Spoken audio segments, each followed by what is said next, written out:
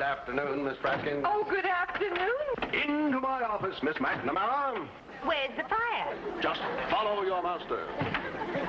To the ends of the earth.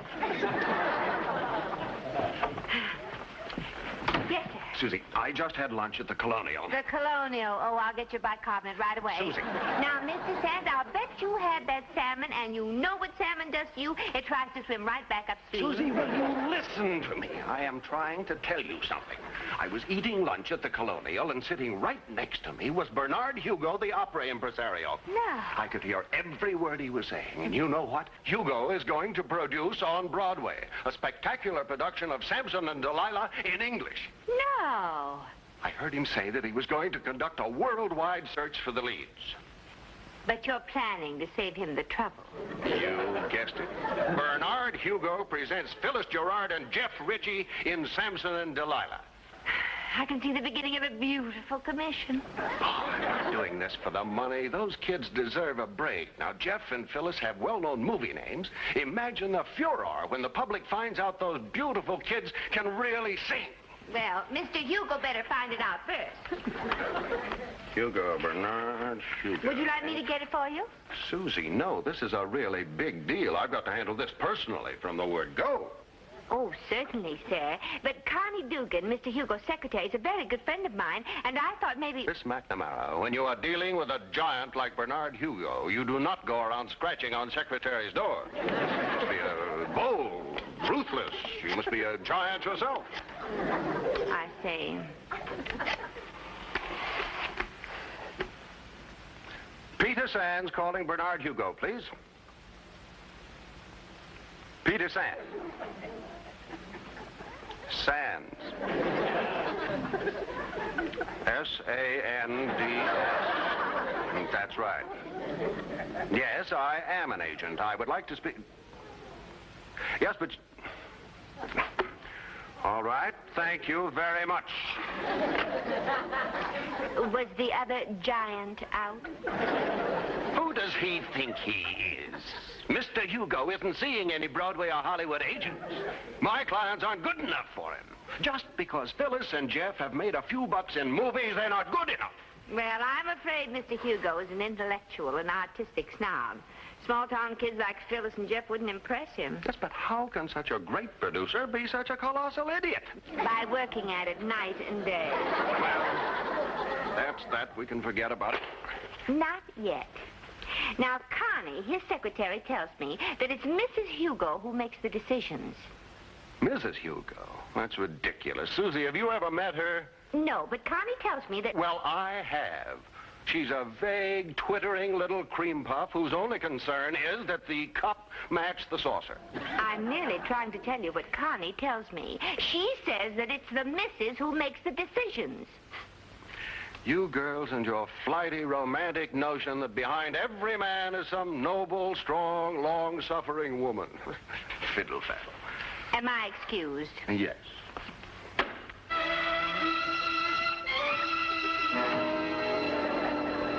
Susie, how about a movie tonight? Oh, that sounds great. What's playing? Did you see Tarzan's Little Dividend? Let me see the bill of fare. How about Son of the Glob?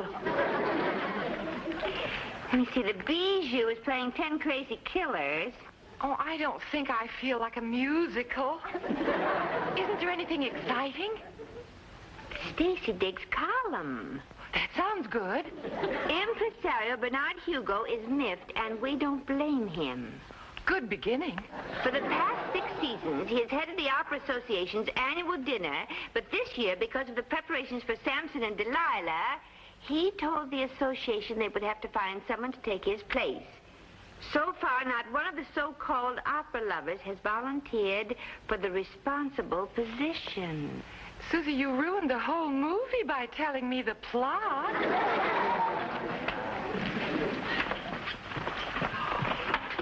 Oh, what about going to see... The only thing I'm going to see is Connie Dugan. Oh, what? What for? To help Phyllis and Jeff in the only way I know, by scratching on a fellow secretary's door. I think I'll go see Son of the Glob.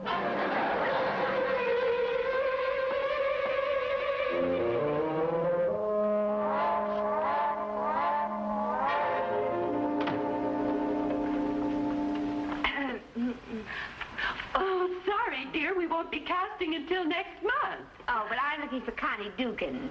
Didn't you hear? Our Connie ran off and got married.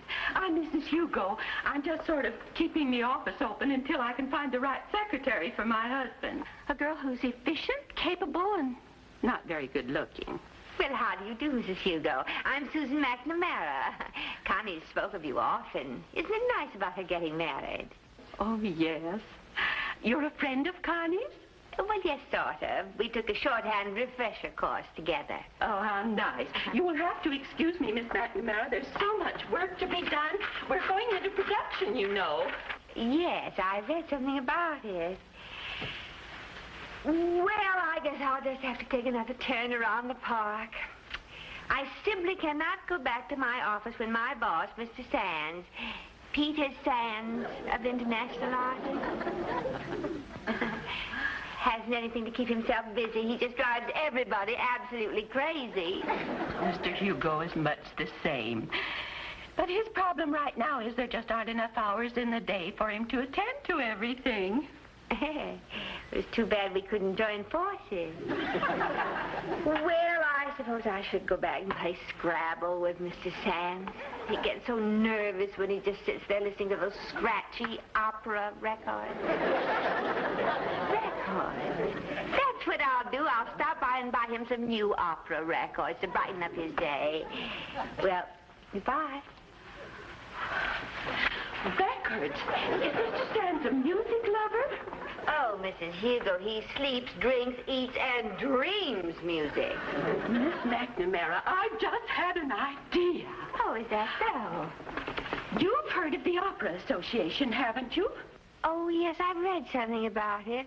It seems to me you're having difficulty in finding someone taking over the chairmanship. Difficulty? It's been impossible.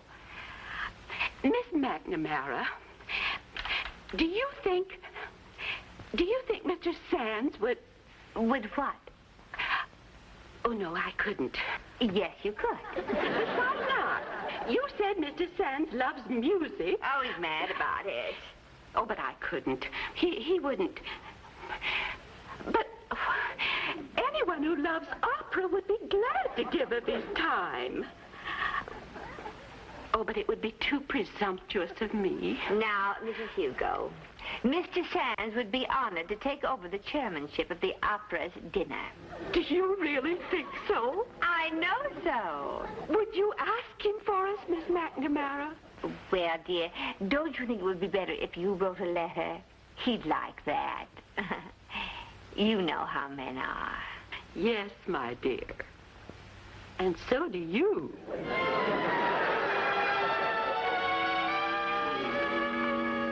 The Opera Association? You can tell them no. No? That's right, no. Oh, but Mr. Sands, they want you to be chairman of the Opera Association dinner. Let them get someone else to serve their soup. Oh, well, that's a shame. There'll be so many important people there. Mr. and Mrs. Hamilton Surratt, Fraser Sims, Mr. and Mrs. Bernard Hugo. Mrs. Bernard Hugo? Mr. and Mrs. Bernard Hugo. Susie, I have had a change of heart. You may tell them I accept. You accept, yes, sir. You see, Susie, if I accept this position, I will be put in close contact with the very elusive Mr. Hugo. And the closer I get to Mr. Hugo, the closer Phyllis and Jeff get to Samson and Delilah. Oh, Mr. Sands, you just go too fast for me. Oh, good morning, Mrs. Hugo. Miss McNamara, good morning, good morning, good morning. Such a heavenly odor. I love lilacs. Why, what an unusual coincidence. So does Mr. Sands. How nice. He absolutely wallows in lilacs. Well, I'll have to invite him over for a lilac dinner sometime. Lilac dinner? Oh, you have to develop a taste for it, just like you do for baked dandelions. Won't you sit down? Yes, well, thank you very much. I love exotic dishes. It's really a lost art, you know. But that's what I came to see you about. Dinner. Dinner? Yes. Well, now that Mr. Sands is chairman of the opera dinner, he would like to discuss the menu with you. Oh, that dinner. Well, there goes my diet again. Well, I don't understand. my dear, I'm always fighting the battle of the bulge. I starve myself to lose weight, take steam baths, look for crooked scales. I even take long walks between restaurants. I lose a few pounds, and then along comes one of these dinners, and the balloon goes up again. I know exactly what you mean. You don't know what I go through. I even went to a masseur, where the man was a sadist. He beat me black and blue. Oh, I'm a great believer in exercise for men and light meals for ladies. Exercise for men and light meals for ladies? That's my sentiments. But, Mrs. Hugo, don't you think planning a meal for ravenous males and diet-conscious females presents quite a problem? Nonsense, my dear. Is there a law against 2 menus? 2 menus? I always say that for everything in life, there should be a choice. 2 menus? Why, Mrs. Hugo, that's absolutely marvelous. Well, I must get back to Mr. Sands. We've got lots to keep us busy with this dinner.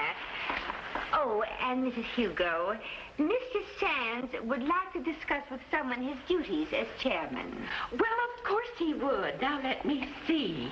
What has Bernard for the next... Well, it doesn't necessarily have to be Mr. Hugo.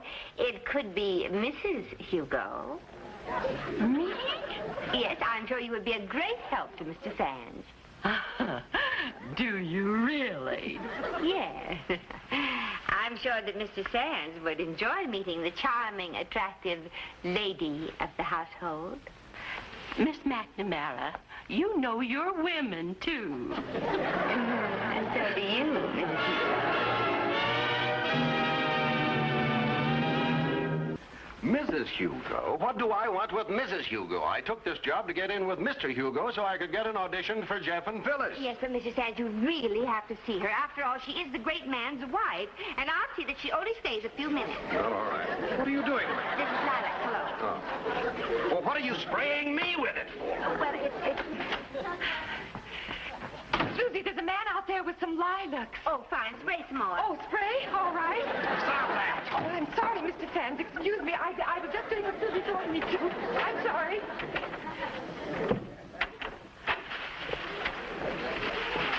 Susie, the lilacs, the spray, I want an answer. Oh, Mr. Sands, I thought you knew. Knew what? Phone call for you, Susie. I'm ready. All right. Now, listen carefully, Phyllis. You and Jeff get here in a half an hour. I'll have everything all set. Uh-huh. Now, don't be late. Okay. Bye. Get a vase, fill it with water, and bring it into Mr. Sands.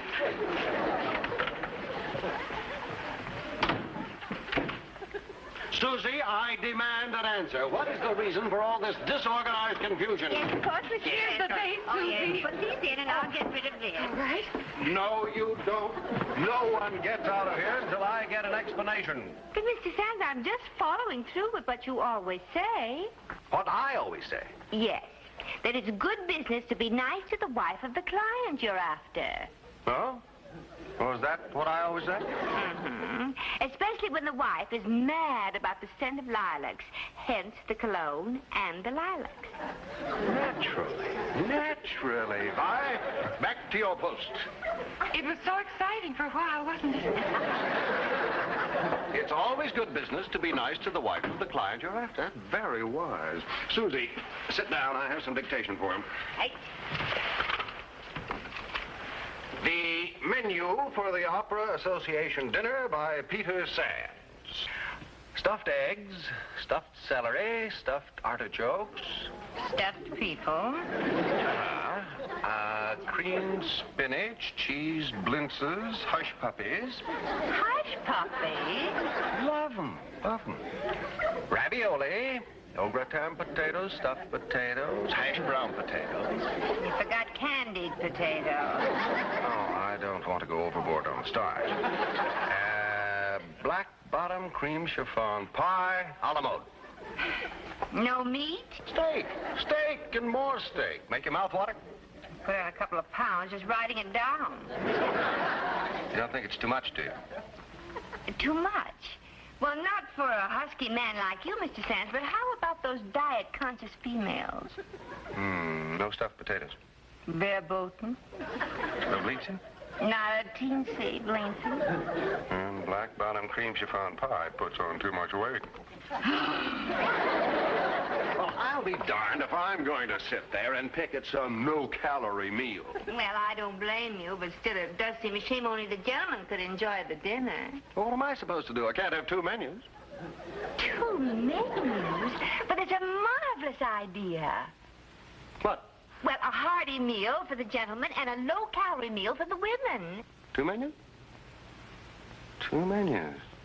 2 menus. Fabulous.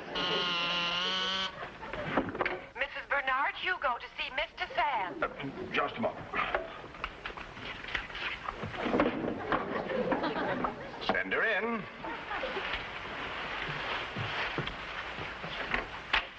Come in, Mrs. Hugo. Mrs. Hugo, may I present Mr. Sands? We've met before. How are you, Mr. Sands? Lilac cologne. How positively reeky. Lilacs. Oh, my favorite flower. Then you shall take them with you. Oh, Mr. Sands, how gallant. Won't you sit down? Well, I know you two have lots to talk about, so I'm sure I'm excused.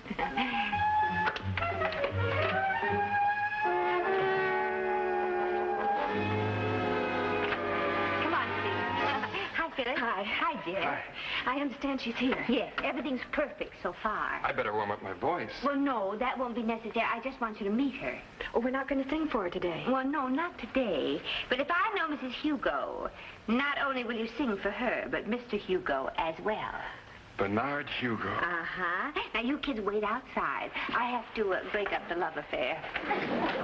Bye. I'll call you.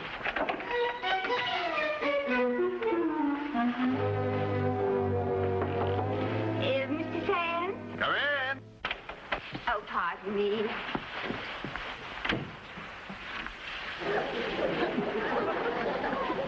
It's time for your exercise, Mr. Sands. Exercise. Don't let me detain you, Mr. Sands. I'm all for exercise. For men. You work for an exceptional man, Miss McNamara. Do you know what he's planning for the Opera Association dinner? 2 menus. Isn't that an original idea? Well, goodbye, Mr. Sands. Must you go so soon, Mrs. Hugo? Oh, I've taken enough of your time. Thank you for the lilacs. My favorite, you know. Yes, I know.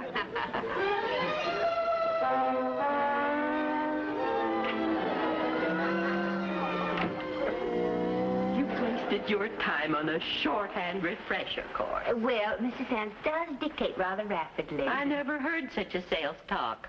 If Mr. Sands were a car, I'd be parking him in my garage right now. Hugo, whatever do you mean? Now, I think it's about time you called me Dolly, and I called you Susie, and we started working together. Dolly? Susie? Now, what is it you're selling? 1 minute. Kids. Mrs. Hugo, may I present Phyllis Gerard and Jeff Ritchie. How do you do? My, aren't they Hello. pretty? Her, too. And they sing even better than they look. They've really got it. And if they didn't have it, you'd get it for them. Mrs. Hugo. Well, that's all for now, kids. And don't forget the audition tomorrow at 2 o'clock. We won't. Thank you, Susie. Nice meeting you, Mrs. Hugo. Thank you. Same here, Mrs. Hugo. So long, Susie. Bye. Now, what's the next move? Well, to get Mr. Hugo to listen to them sing. Exactly. And how Bernard hates auditions. Well, Phyllis and Jeff are giving an audition for the Golden Bread TV hour tomorrow at 2 o'clock in Mr. Sands' office. Oh, now this is convenient. Tomorrow at 1, Bernard is taking me to lunch at a darling little place around the corner from here. Good. Then you could sort of drop up here after 2, and the audition would already have started. We'll sit in your office, and while we sit, the pretty music from the next office Will be brought through the half-open door, through courtesy of Susan McNamara. Door lever open.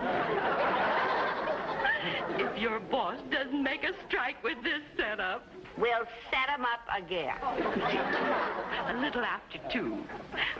Incidentally, Susie, if you ever decide to go crooked, I'll join your gang. Go. Well, come along, dear. Bye-bye.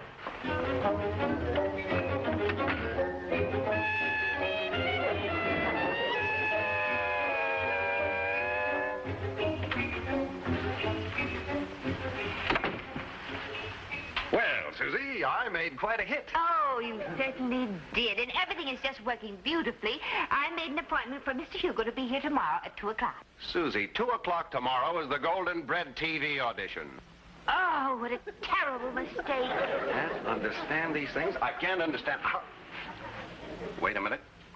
Wait a minute. This is wonderful. What is? Now, you very nicely tell the Hugos that I'll be tied up for a few moments. You ask them to sit down in your office. Susie, this is great. Then, while Phyllis and Jeff sing, I will leave the door open to my office. See? They'll be auditioning not only for the Golden Bread TV hour, but for the great Bernard Hugo as well. Oh, Sans, all this maneuvering just makes my head spin.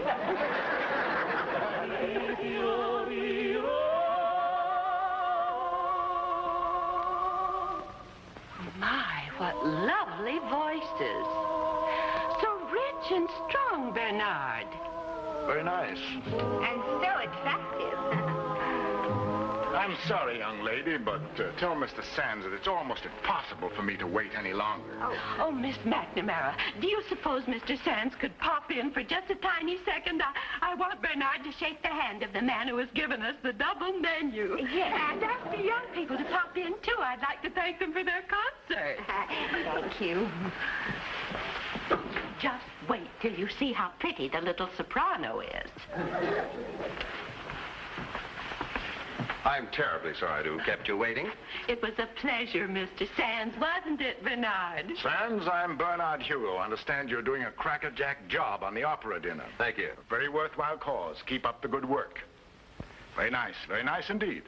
Thank you. Thank you. Oh, Mr. Hugo, may I present Miss Phyllis Gerard, Mr. Jeff Ritchie. How do you do? How do you do? You probably remember them. They both have a few Broadway shows under their belts and several movies. Movies? I don't have time to watch them. I'll wait for you outside, Mrs. Hugo. Coming, Bernard. Such pretty voices to come out of such pretty people. Thank you. They look just like Samson and Delilah to me. Bye. Bye. Well, there's still the Golden Bread TV hour. Yeah. You kids go ahead and wait in the office. I'll be in a minute. Mr. Sands, I wouldn't be in too big a hurry to sign that bread contract. Why? Well, I've just got a funny little hunch about something. Miss McNamara, it occurs to me you're taking this very lightly. Don't you care about those kids? Don't you care about the agency? Don't you care? Sands, don't make any commitments for that boy and girl. Maybe I can use them in my show. It came to me in the elevator that maybe, with a lot of patience, I can mold a Samson and Delilah out of them. Oh, I think that's such interesting casting, Bernard. Don't you, Miss McNamara?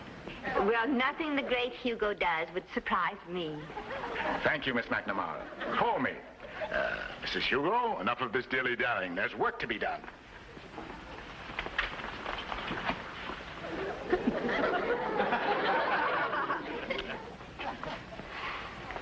Well, Susie, head still spinning? Oh, Mr. Sands, it was wonderful, absolutely wonderful the way you handled him. That old buzzard doesn't fool me for a minute.